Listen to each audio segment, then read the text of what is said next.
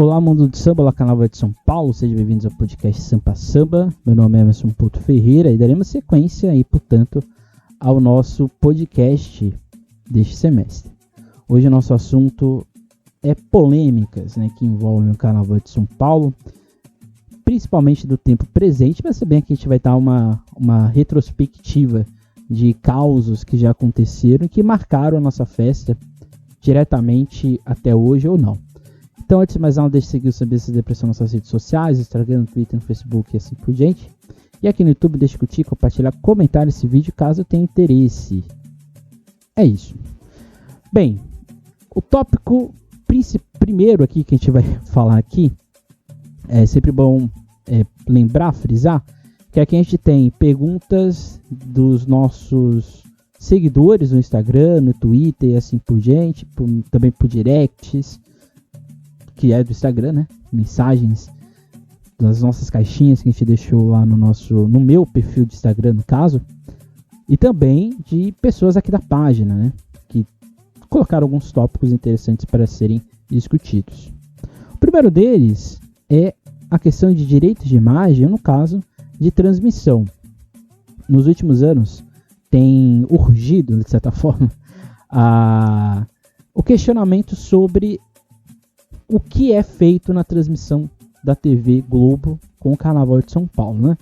O tópico mais assim marcante foi exatamente as reclamações, né, exatamente pontuais, e eu diria até que assertivas do presidente da Mancha Verde, o Serdã, em que ele reclamou ali da questão do som, de como é feita toda a transmissão, né, que parece que eles estão num estúdio fechado e eles estão ali comentando o que eles estão vendo na tela, né? Como se fosse um react, Carnaval de São Paulo, na transmissão da Globo, né? E recentemente, né, viralizou, né, o comentário do Boninho falando exatamente que o Carnaval de São Paulo deveria passar por mudanças, exatamente para ficar mais atrativo. O fato é que a relação escolas de samba de São Paulo e transmissão sempre foi muito caótica. O Glelson Pinheiro, que participou aqui do nosso podcast, na dissertação de mestrado dele, que ele fala exatamente desse tópico, exatamente no sentido de como nos últimos anos, né, principalmente ali com a transmissão da Band, no caso, né, na década de 80 e 90, Band, Jovem Pan, Gazeta, Manchete, Globo, entre outras várias, o produto Escola de Samba de São Paulo nunca foi muito atrativo. A Clara Assunção, que também tem uma dissertação em antropologia, que é Fantasias Negociadas, o nome, se eu não me engano, ela também aborda o mesmo assunto, né? Como a relação imprensa, no caso a Globo, transmissão com as escolas sempre foi uma coisa muito conturbada, né? No meu doutorado, uma das questões que lá eu abordo é exatamente como que a TV Globo influenciou a organização e montagem dos desfiles. Se a gente pega a década de 90 como um todo, a Globo praticamente passava os desfiles de Escola de Samba de São Paulo no horário que ela queria. Os desfiles aconteciam no sábado, era na época, né, você tinha ali o Jornal Nacional e a Novela das 9, que eram um dos produtos principais da Globo. Às vezes a Globo passava um filme e depois passava os desfiles das escolas de samba. Então, ou seja, lá para as 10h30, 11 horas da noite, na década de 90, quase como um todo, o carnaval passava muito tarde. Então, assim, você tinha 10 escolas normalmente, 10, 12, e você passava o desfile a partir da quarta, quinta escola. Então, você não tinha um respeito muito grande assim pelas escolas. Isso vai mudar nos anos 2000, em que a gente vai ter um inverso, né? As escolas, para passarem na Globo esse sábado, elas vão praticamente começar os desfiles de madrugada. E isso existe até hoje. A gente sabe que existe também a questão referente ao deslocamento na cidade, mas o fato real mesmo, se a gente for parar para pensar, é que a Globo tem uma interferência gigantesca no Carnaval de São Paulo. Quando o Big Brother surgiu, não sei se vocês lembram, mas a Globo passava os desfiles e praticamente corria, né, o final para passar os flashes da casa durante ali a madrugada, né? Pegava a audiência de sexta e puxava ali, né, para as outras escolas. Isso aqui é só um tópico de que a relação escola de samba de São Paulo, nas escolas como um todo, com a TV Globo sempre foi muito conturbada. O que a gente deveria fazer então, né, para alterar esse quadro? Eu acho que tem dois pontos que são muito importantes a gente ter em mente. Um deles é que o Carnaval de São Paulo não é atrativo. Embora o nosso público aqui do nosso podcast seja majoritariamente amante do Carnaval de São Paulo, a gente tem que ter humildade de reconhecer, sair da nossa bolha, de que o Carnaval de São Paulo não é atrativo nacionalmente. Se você sai daqui da cidade de São Paulo e vai para outros lugares, a possibilidade das pessoas saberem, as escolas de samba de São Paulo, o que foi feito aqui no nosso carnaval, a possibilidade de ninguém saber o que aconteceu é muito grande. Acho que isso passa também, ainda dentro deste ponto, de como as escolas tratam o seu produto, ou seja, como elas se tratam e como elas publicizam isso. Acho que as escolas ainda estão muito provincianas dentro da sua bolha comunitária e mesmo assim é muito mal feito, muito mal estruturado. E isso tem reflexo exatamente aonde? No desfile e, logicamente, como isso vai ser recebido pelo público. Porque se você faz um desfile extremamente chato, extremamente burocrático, isso não vai ser atrativo para o público, né? Se você não tem uma alegoria conceitual, que tem ali um efeito, não só bonecão, se você tem comissão de frente, que é só movimento de TikTok, mas não tem uma coisa a mais, um plus, isso faz com que o produto seja esquecível pelo público, essa é a grande verdade. Se a gente for comparar o que é espetáculo no Rio de Janeiro e o que é espetáculo em São Paulo, o Rio de Janeiro, eles estão ainda numa lógica um tanto quanto um espetáculo, vamos dizer assim, conceitual. Enquanto em São Paulo o espetáculo é muito visual da alegoria. O Carnaval de São Paulo é praticamente alegoria, o resto é resto. Então, nesse sentido, esse primeiro ponto, que é exatamente como as escolas tratam o produto, como nós mesmos tratamos e como isso não é aceito pelo público, nos leva ao segundo ponto. A TV Globo não consegue vender o carnaval como um todo. E quando a gente fala aqui carnaval, quando a gente vai... As cotas na TV da Rede Globo são exatamente nacionais. Então você tem 4 cotas que são colocadas para serem preenchidas pelas empresas e você tem as cotas regionais. Mas a nacional vale para o Rio e São Paulo. O que atrai o público, o que atrai as marcas, eu tendo a aceitar, embora eu acho que muita gente não vai concordar, o que atrai as marcas a transmitir o carnaval é exatamente o Rio de Janeiro. Não é São Paulo a prioridade. Então, se você já tem uma crise de transmissão, de trazer pessoas para investirem no carnaval, no Rio, imagine em São Paulo. Então, em São Paulo, se vende o discurso de que está tudo perfeito, né? Nós estamos muito organizados, nosso carnaval sempre está ali como um rumo ao maior carnaval do Brasil, como é esse slogan brega anterior. Mas o fato é que esse rumo ao melhor carnaval do Brasil era uma coisa extremamente esquizofrênica, essa é a grande verdade, né? Só quem estava ali, naquele grupo, comandando os direcionamentos políticos e econômicos, estava vendo isso, porque se você vai para o lado de fora dessa realidade, acho que muita gente não tem essa mesma visão. Então acho que esse combo, as escolas não saberem se entender enquanto produto, e o desinteresse econômico pelo carnaval de escola de samba faz com que os direitos de imagem para a TV se tornem uma cruz, né? É literalmente entre a cruz e a espada. Ou as escolas aceitam a realidade e, vamos dizer assim, tentem procurar mecanismos de atrair mais o público, a televisão e as marcas para investir no carnaval como um todo, ou vai ficar essa realidade de que não tem nada errado, o problema são crises ou o pouco interesse e assim por diante, e a gente vive num conto de fadas em que nada está acontecendo de errado. Então acho que a gente vive um período bastante perigoso, essa é a grande realidade. Ou a gente reconhece que o nosso produto nunca foi valorizado nem por nós, e muito menos pela televisão, ou a gente vai ficar nesse marasmo. Eu acho interessante, sim, a Liga ter a possibilidade do seu canal do YouTube, que é um canal muito bem organizado, inclusive, Mas eu também, ao mesmo tempo, percebo de que a visão da liga hoje é, se der alguma coisa errada com a transmissão, vamos colocar tudo no YouTube e assim vai dar tudo certo. Mas aí perceba, né? Se o nosso produto já não é reconhecido com a TV Globo nacionalmente, né?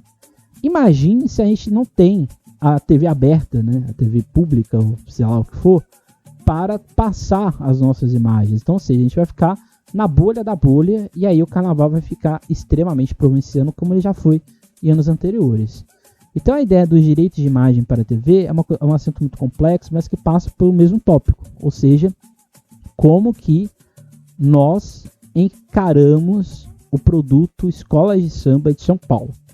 Será que a gente valoriza mesmo? Será que a gente, quanto mídia carnavalesca, valorizamos o nosso carnaval, ou a gente reproduz o que as escolas e a liga quer que a gente faça?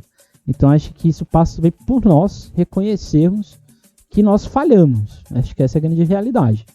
As escolas de samba de São Paulo, falharam para mostrar quem elas são e o que nós somos como um todo. Então fica aí a reflexão nesse primeiro tópico.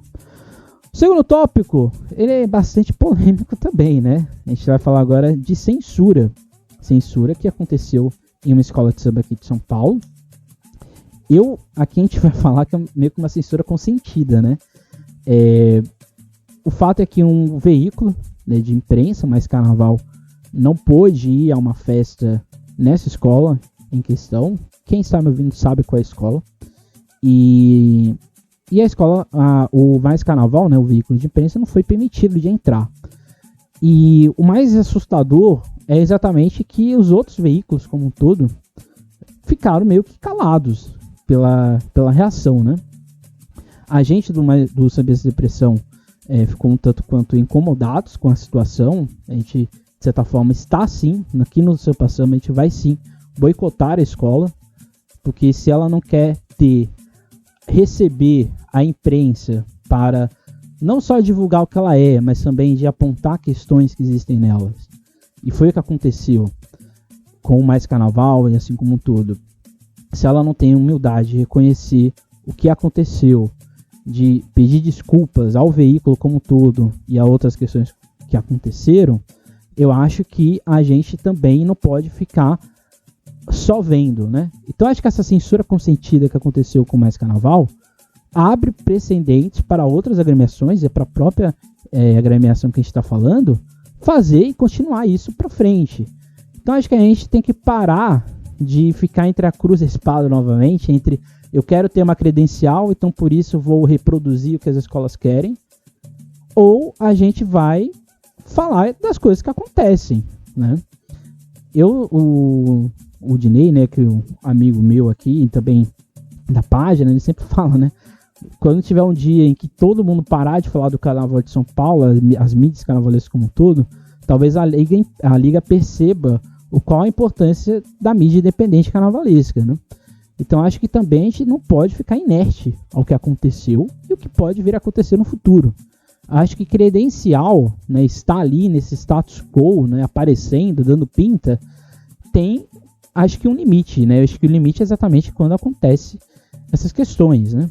Embora seja uma empresa privada, né, uma escola de samba, a censura, ou vamos dizer assim, não permitir que um veículo entre no espaço para fazer notícias é, de certa forma, uma censura. Isso está na Constituição como algo que não pode acontecer, né? Então, eu acho que tudo tem limite, né? Então, a nossa reação é exatamente essa. Talvez no dia que a escola perceber o que ela fez e ela reconhecer o que ela fez, aí a gente volta a falar da escola. Mas, enquanto isso não acontecer, ficaremos aqui no anonimato, não falando da escola. E é isso. Essa é a nossa reação. Não é consentida, tá? Então, basicamente isso. Bem, o próximo tópico é exatamente uma pergunta, um questionamento do Luiz Mamed, em que ele fala exatamente, ele questiona sobre a questão da diminuição das alegorias. As alegorias no Carnaval de São Paulo, pegar aqui o regulamento, o mais recente, né? Porque o regulamento muda algumas coisas de ano para ano. Mas o mais recente é exatamente o que, né? O que diz o regulamento? O regulamento diz que a gente tem no grupo especial, né, no caso, 4 alegorias no máximo e 4 alegorias no mínimo. No grupo de acesso 1 são 3 no máximo e 3 no mínimo. E no grupo de acesso 2, 2 no máximo, 2 no mínimo, né? Lembrando que desde 2015 existe um mínimo e um máximo, né? Em que o mínimo e o máximo é praticamente o quê? Se você tem que ter 5 alegorias, você tem que ter 5 alegorias. Até 2014 existia um mínimo que era de 4, máximo de 5 no especial. No acesso, mínimo de 3, máximo de 4. E no acesso 2, mínimo de 2, máximo de 3. Lembrando que o acesso 2 durante muito tempo era da UESP, né? Mas não mudou muita coisa. Sobre a diminuição de alegorias, eu costumo enxergar que todo mundo ficou bem nessa história, né? A gente sabe que o quesito alegoria em São Paulo é o quesito mais chamativo para esse espetáculo que o Carnaval de São Paulo fez. Ou seja, jogou para as alegorias a responsabilidade de carregar o que é a identidade paulistana de carnaval como um todo. Isso, de certa forma, ocasionou indiretamente essa realidade, né, da alegoria ser o centro. A alegoria ser do centro tem que ter investimento. Tendo investimento, então é o quesito mais caro, um dos quesitos mais caros de uma escola de samba. Então, assim, eu acho que uniu-se o útil ao agradável.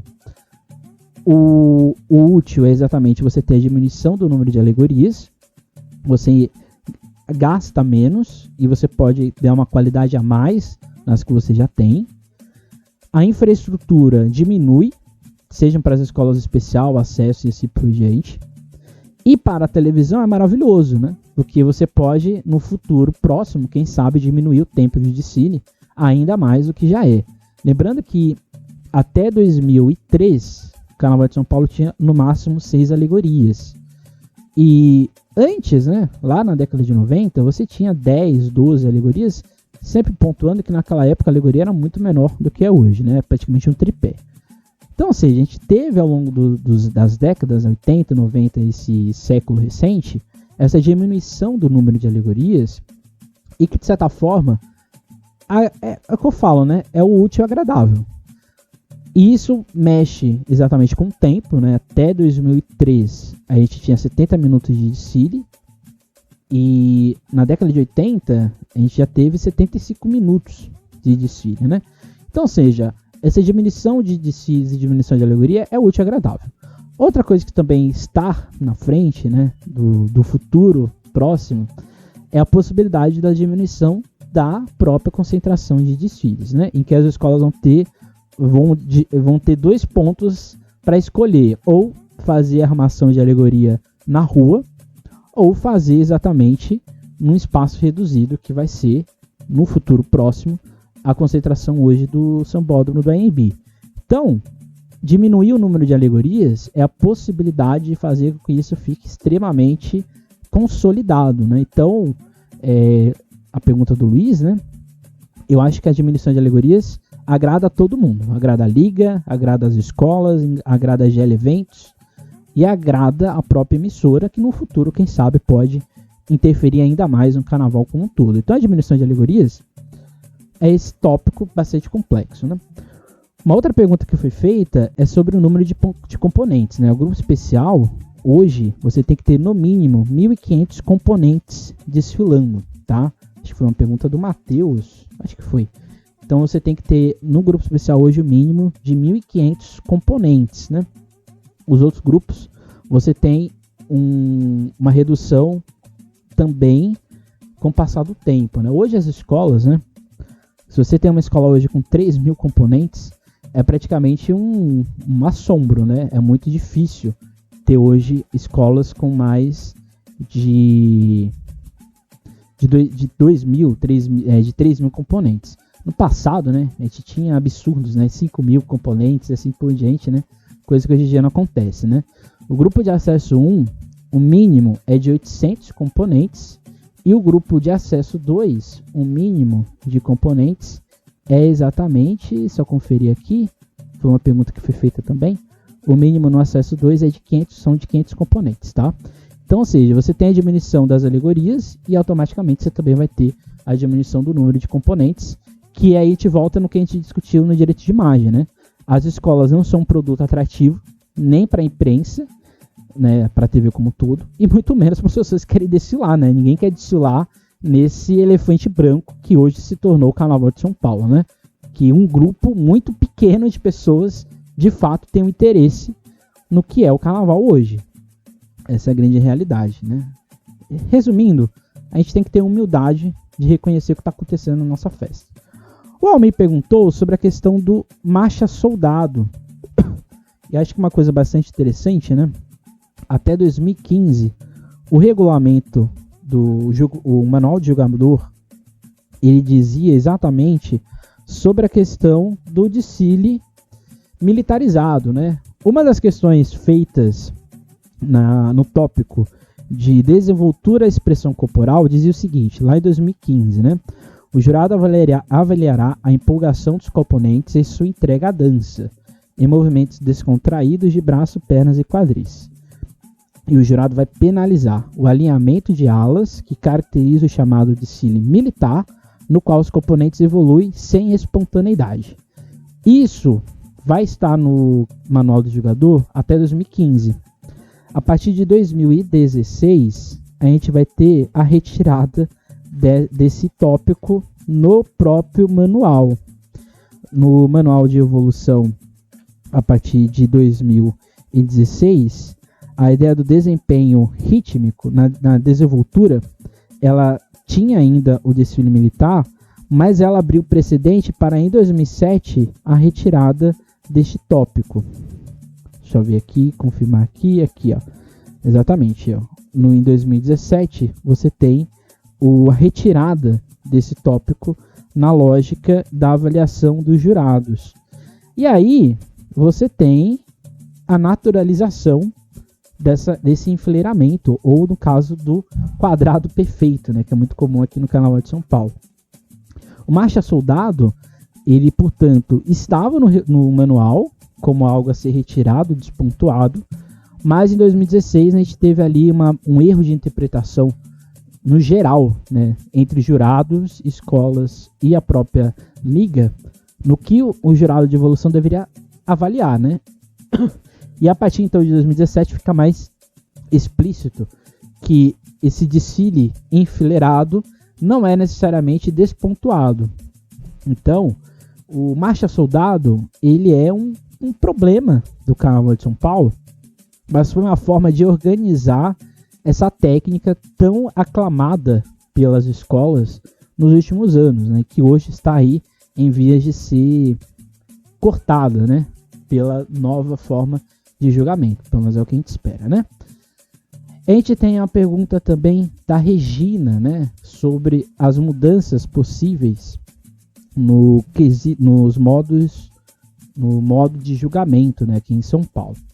Bem, a Regina toca no ponto exatamente se essas mudanças elas vão ou não acontecer e se elas vão de fato ser efetivas. Eu particularmente acho que não. Eu acho que elas não vão mudar a estrutura do Carnaval de São Paulo. O Carnaval de São Paulo hoje tem uma estrutura em que as escolas se readaptam à realidade existente, então, seja, elas conseguem, por algum motivo, de certa forma também, se enquadrar ao que existe. Então, acho que por mais que existam mudanças, vão ser mudanças muito pontuais, que eu acho que a gente não vai conseguir enxergar isso, por exemplo, na apuração. Na minha pesquisa, uma coisa que eu chamo a atenção é como que na mudança de regulamento que existe, de um ano para o outro, e os regulamentos eles vão mudando, né, os julgamentos também, quando tem uma mudança muito brusca do julgamento, a tendência é ter uma chuva de notas 10. Então, a possibilidade de acontecer é o seguinte, você ter uma rigorosidade nesse julgamento, mas ao mesmo tempo as escolas se enquadrarem nesse julgamento. Resumindo, não adianta você mudar o julgamento, você mudar toda a estrutura, se você não tem qualificação na mensagem passada aos jurados. E outra coisa, não adianta você mudar tudo que existe se você não dá ao jurado a possibilidade de ele interpretar o que ele está vendo. Então não adianta nada você ter uma reconfiguração dos quesitos e o jurado ficar ali engessado na sua análise. Por exemplo, uma das possibilidades é a mudança do carro de som ser julgado no quesito samba enredo, o que a gente já percebe que tem esse filhote que está nascendo desse novo julgamento, já vai nascer equivocado, né? Você julgar carro de som, que é um tópico muito mais do quesito harmonia, no samba enredo, vai fazer que, por exemplo, os sambas fiquem extremamente foneticamente perfeitos, né? Então você vai ali fazer com que as palavras saiam bonitas ou de certa forma mais organizadas do seu intérprete, exatamente para não retirar ponto da escola, né? Então, ou seja, não adianta nada você fazer mudanças e você não ter a mudança que tem que ter, ou seja, como que o jurado vai receber essas informações e se ele vai poder de fato retirar essas notas, né? Porque hoje em dia o jurado ele pode perceber um erro, mas dentro do manual como um todo, ele não pode retirar, porque isso não é, vamos dizer assim, interpretativo dele, ele tem que seguir uma técnica. E não tem técnica de desfile de carnaval, né? A gente já sabe disso, a gente já discutiu outras vezes. Então, respondendo a Regina, eu acho que dificilmente a gente vai ter mudanças bruscas, no sentido de, vamos dizer assim, de virar, né? É o tema revolução, né? Acho muito difícil a gente ter uma revolução do modo de julgamento. A gente vai ter provavelmente alterações, mas dizer que vai mudar por completo acho muito difícil, né? As escolas são muito acomodadas, né? Estão confortáveis nessa realidade existente que elas próprias criaram como um todo, né? Então, basicamente isso. O Marcos Vinícius e a Tati questionaram a questão referente, os dois, de certa forma, foram no mesmo direcionamento, referentes ao desmonte do AMB, né? O AMB, desde 2020? Não, 2020 não. Desde 2020, de certa forma. Mas um pouco antes, né? Ali 17, 16, já estava acontecendo o que a gente chama de tentativa de privatização do AMB. A gente tem um vídeo aqui no Sambistas Depressão, né? O Vai Ter Curva, um vídeo emblemático da nossa franja paulistana. E lá a gente questiona exatamente a questão da tal curva, né? Que a GL Eventos apresentava no seu projeto. O que a gente tem que ter em mente é que o projeto de concessão ou privatização do Sambódromo de São Paulo acontece há muito tempo. E o objetivo final não é o Sambódromo, o objetivo é o polo cultural como um todo, mas principalmente a parte ali do galpão de exposições. E aquilo ali é o atrativo da GL Eventos.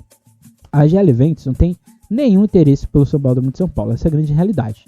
O Sambódromo em si, ele é um grande elefante branco na cidade, né? Ninguém sabe o que fazer com aquilo, ninguém sabe como manusear este espaço, porque as próprias escolas de samba têm um apego um tanto quanto mais de competição ao sambódromo que necessariamente um apego de utilizá-lo como um todo, né? Então o desmonte do AMB é uma coisa que já estava anunciado há muito tempo, né? Não é uma coisa de hoje.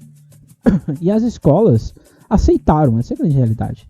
E eu ouso dizer que elas, inclusive, gostam disso. Acho que elas se sentem até mesmo confortáveis, né? Porque, de certa forma, você jogou a responsabilidade para o setor privado, você ainda tem um público ali atuando na organização como um todo, mas o fato é que o desmonte da AMB já é uma realidade há muito tempo, né? O que não tem muita coisa a ver, por exemplo, com a questão referente à demolição das torres, né? As torres, como um todo, elas já estavam previstas, né, de acontecer esse desmonte há muito tempo, né? Então, ou seja, o desmonte do AMB é uma realidade já anunciada, de certa forma, e que aqui eu faço novamente uma crítica à imprensa carnavalesca. A imprensa carnavalesca também ficou calada com essa possibilidade, né?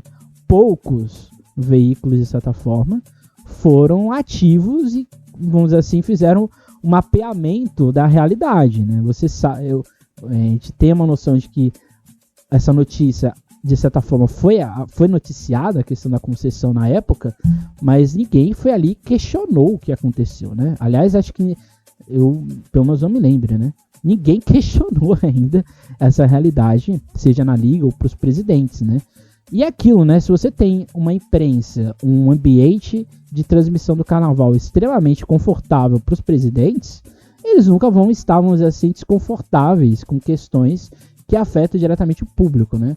Então, o desmonte do AMB, a gente percebe que, quando eu falo que eles estão confortáveis com essa realidade, é porque parece que eles estão gostando disso, né? Então, fica aí essa questão aí no ar, né? Como um todo.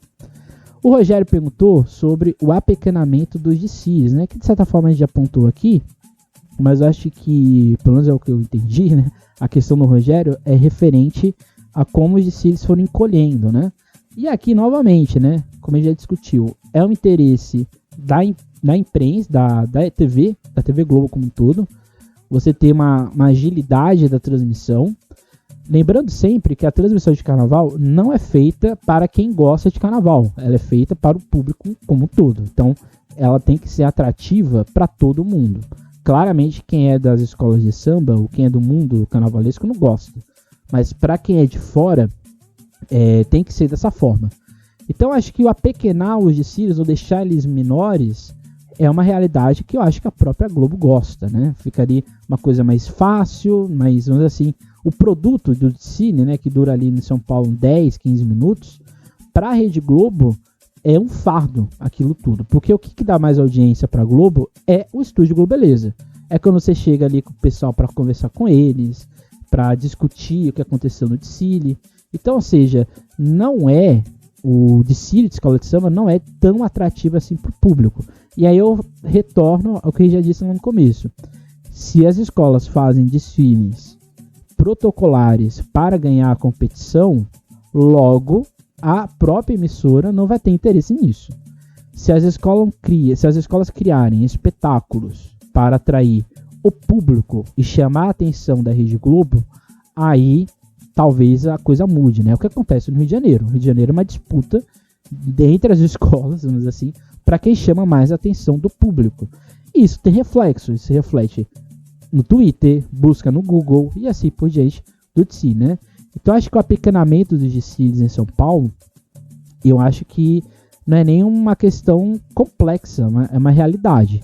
E aqui eu volto de novo e repito, as escolas e nós, enquanto imprensa, temos que gerar uma possibilidade disso ser mais atrativo, né? De atrair mais gente para pelo menos curtir, né? E ter uma outra possibilidade e ter a curiosidade de desfilar numa escola de samba, né? Acho que essa é a grande realidade. Então fica aí a resposta. O Leandro já foi para um tópico lá no passado, que é as questões das apurações, né? E que o Carnaval de São Paulo também estragou isso de certa forma, né? O Carnaval de São Paulo sempre teve apuração polêmica, né? Na década de 80, as apurações eram muito mais violentas do que são hoje, né? Inclusive, década de 80, 70, as apurações duravam 4, 3 horas, era gente pugnando nota a todo momento. E, infelizmente, pelo menos, né? A gente não tinha nenhuma agressão muito, né, vamos dizer assim, efetivada.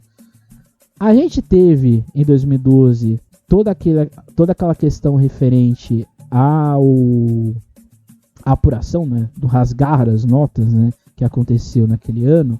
E ali a gente teve a reformulação da apuração, né? A apuração em São Paulo, a partir de 2013, ela vai ser com portas fechadas e parece que ficou cômodo isso, né? Às vezes a Liga não quis mais abrir os portões, alegando, né, vamos dizer assim, uma questão de possível violência a acontecer, mas aí você também tirou o clima da apuração de São Paulo, que ficou extremamente chato. É chato você ouvir um monte de nota 10, é chato você ver um silêncio no vazio que é o seu bódromo, né? Então, ou seja, se você quer que o evento carnaval seja mais atrativo, você tem que, vamos dizer assim, voltar atrás, né? E reconhecer que a apuração tem que ter público. Eu entendo que tem a questão de segurança, mas já fazem mais de 11 anos que isso aconteceu, né? Então acho que a gente tem que voltar a ser mais atrativo, né? Imagina uma apuração que você abre público, você tem uma possibilidade ali do público ver as alegorias na concentração e dispersão. Você pode fazer disso um evento dentro do seu espaço. O São Paulo é do povo, querendo ou não. Ele ainda, a pista é da prefeitura. Então acho que a apuração poderia ser um espaço de até mesmo visitação do público, né? Então as apurações folclóricas, né, são apurações importantes da nossa história. E indo para o Anderson, né, na questão dos rasgos de notas de 2012, é exatamente isso, Anderson. A gente tem que ter uma nova perspectiva de enxergar a apuração, né? Tudo tem que ser... Eu sou da lógica seguinte: se eu já aceitei que o carnaval é um evento que tem que trazer dinheiro, se eu quero ter mais dinheiro, eu tenho que fazer mais eventos para o público vir até mim. Então, por que não você fazer com que a apuração seja também um evento para as escolas de samba, né? Por que não? Não é porque é um dia, porque fica a sensação de que a apuração tem que ser, vamos dizer assim, uma punição, né? Alguém vai ganhar, mas tem que ser uma punição também. Então, com isso, a gente não pode comemorar nada, né? Eu já sou o contrário. Acho que a gente tem que ter uma possibilidade, ou criar uma possibilidade da apuração ser mais atrativa.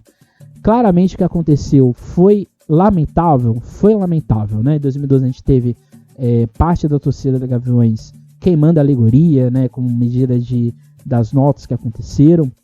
A gente teve o rasgo de notas em Monte Grande na época do Império de Casa Verde, mas isso não pode ser, vamos dizer assim, um definidor. O Carnaval de São Paulo não é isso. O Carnaval tem essas questões folclóricas na apuração, mas acho que a gente tem que dar um recuo. A gente tem que atrair, se a gente quer atrair o público, a gente tem que gerar um clima de carnaval na cidade, ou pelo menos tentar criar um clima de carnaval na cidade. Se a gente não se esforçar nem para isso, então a gente está fazendo isso errado, ou a gente aceitou essa realidade, né? Eu ainda não aceitei, ainda estou aqui um pouco cético. A Delma fez um questionamento que é também bastante interessante, referente à Superliga das Escolas de Samba de São Paulo. Para quem não lembra, o Carnaval de São Paulo teve uma questão bastante bizarra, que foi a Superliga das Escolas de Samba de São Paulo, que foi criada em 2008 e ela durou, se eu não me engano, até 2011. Ela contou com 9 escolas de samba, que foram exatamente Império de Casa Verde, Gaviões Mancha Verde, Camisa, Vai. Você teve também Peruche, Dragões e Imperador do Ipiranga. E depois, num tempo, você teve a presença da torcida jovem. A Superliga das Escolas de Samba foi uma reação, de certa forma, liderada na época pela Mancha e pela Gaviões. Eu falo um pouco disso, estudo um pouco disso também no meu doutorado. E ela foi uma reação ao que as escolas enxergavam como uma coisa, vamos dizer assim, arbitrária do que estava acontecendo no Carnaval de São Paulo. Uma coisa que é importante a gente pontuar, o Carnaval de São Paulo sempre foi bastante imbricado nas relações referentes à presidência.